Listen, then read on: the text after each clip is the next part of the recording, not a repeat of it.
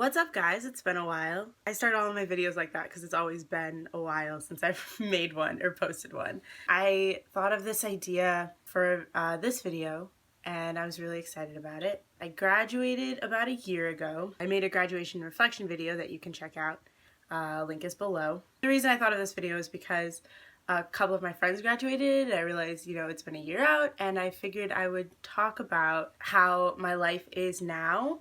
But I didn't want to do it alone, so I invited a friend to join me. It's obviously not here yet, but hi, it's Hi. Dan. It's me. He's here a lot. You guys know Dan. We kind of had different paths in terms of like what we were doing after graduation. So I figured it would be cool to have like a conversation about how we feel about life after graduation. What do you think? It sucks. I just thought I'd set the tone. All right, yeah, set the tone. Do it. It sucks. It does suck. Don't leave. Stay as long as you can. When I was vlogging at the end of last year, I recorded a little video of me and him walking to honors college graduation, which I will just put right here. We're on our way to graduation. Well, I'm on my way to graduation. She kind of just wore the cap and gown. And I'm kind of freaking out about the fact that I'm in a graduation robe and a graduation hat, and it's really cold outside. And walking to graduation, it's weird. She almost didn't get here. I almost didn't get She's here. like, she probably shouldn't be here at this point. I mean, I'm very much borderline. But I made it. Here you are. Here I am. Anyway, Memory. this is graduation. This is terrifying. I'm terrified. Are you terrified? I'm more terrified for tomorrow, but He has to give a speech tomorrow. I'm gonna puke on stage. That'd be funny. That would get laughs out of him. That would so get laughs. Projectile vomit like in Pitch Perfect. Mortification, but I don't think I can actually do that. That would be so great. I really don't know if I have the potential. Oh man. I thought that was cold. Ryan for a second. I was like, he's a year old. Yeah, I was like, what are you doing here? Didn't we just see you 12 seconds ago? Where are my parents? Where are my parents? I should probably check my phone. Well, I'm gonna go. We're about to walk into the building, but I wanted to vlog this moment. I am pre-graduation. Say goodbye, Dan. Bye, I love you. Weren't we so happy? We were really happy.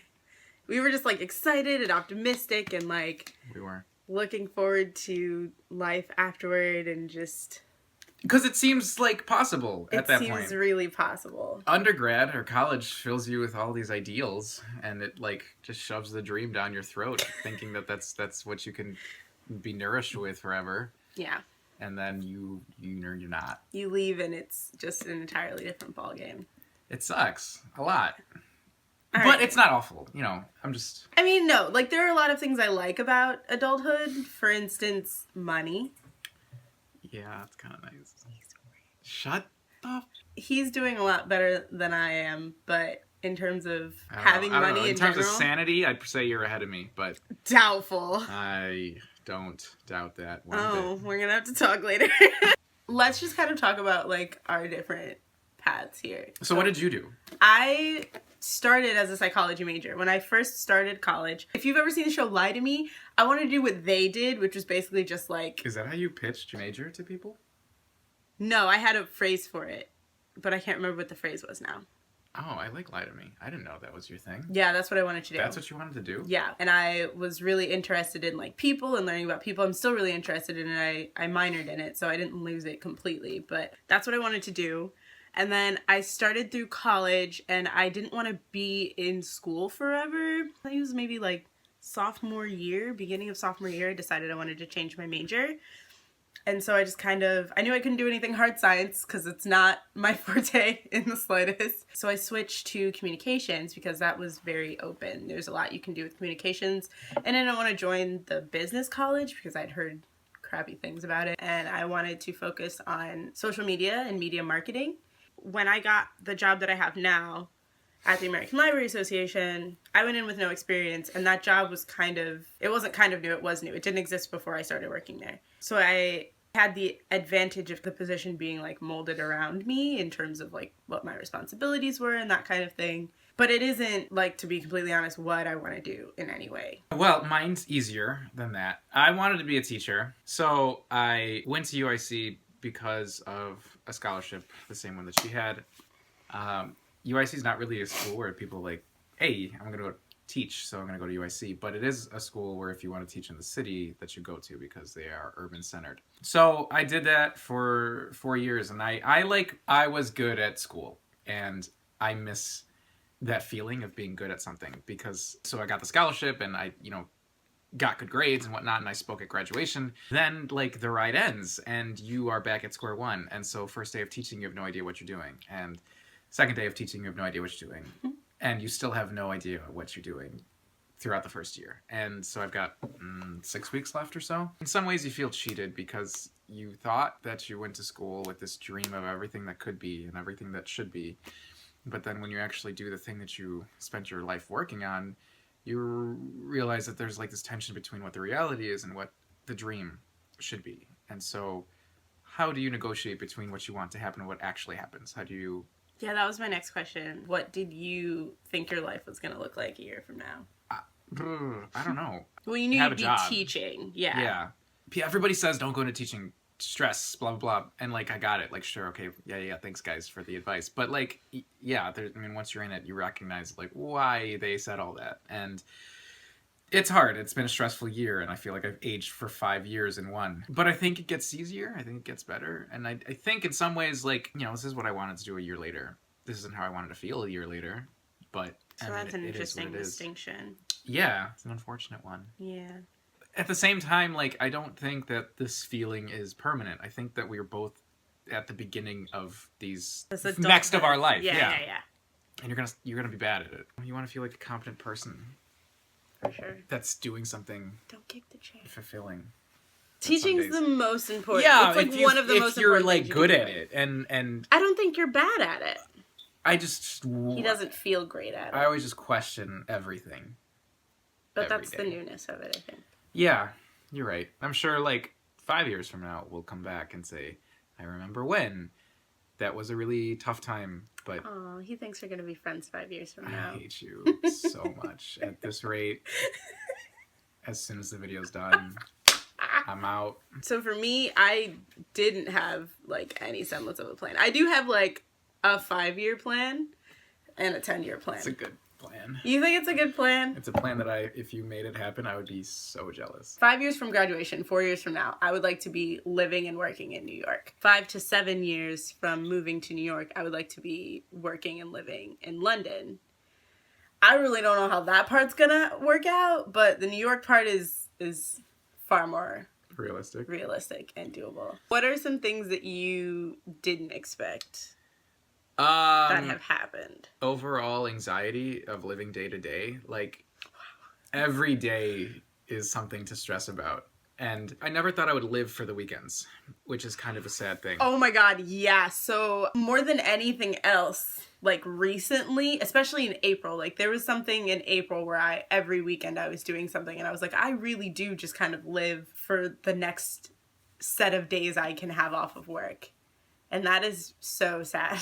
It is, because, like, you don't want to feel so, like, I don't know what the word even is, so defeated every day of just existing. Like, that's not healthy. This is a super uplifting video. I think this unhealthiness is what I didn't expect. And I would have considered myself to be, like, a pretty healthy guy mentally. All of undergrad.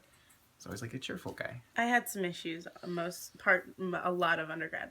For me, it was just generalized anxiety on having to, like, quit college and move back home. College was good. I loved college. I did. I said that in my graduation reflection. Like, I really did love going to school, and I loved the people I met. This one. Freaking. Desiree. Yeah, and I think that's also why I was a healthy person mentally, because I had all those people every day, despite what happened. But, like, these days, like, I have my girlfriend, which is really great, and my roommate sometimes when he's there. I'm not there a lot, so it's not really his fault. But, like, the weekends are the times when I get to communicate with other people and feel like a human being again. You know, at work, I feel like a machine, kind of. Like, you can't allow yourself to feel or get in touch with anything because like you need to get the next thing done, cross the next thing off the list. And during the breaks, during like spring break or winter break, you feel like a human being again. Yeah. And to forget what that felt like is another thing I didn't expect. To forget what it felt like to be like okay, just a calm state of mind. Yeah.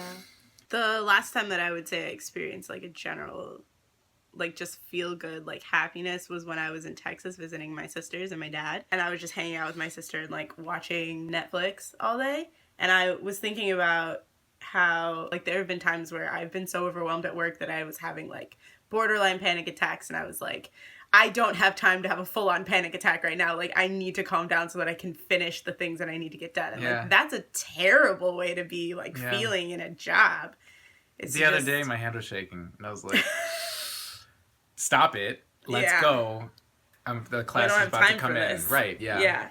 Which is terrible. Like, that sucks a lot. And so the times that I'm like out and I'm like feeling carefree and just like good about stuff that's generally surrounding like friends or like my family, I really just have to like live for those moments. But I think that's the other thing that like makes you... So I don't cry a lot at all, really.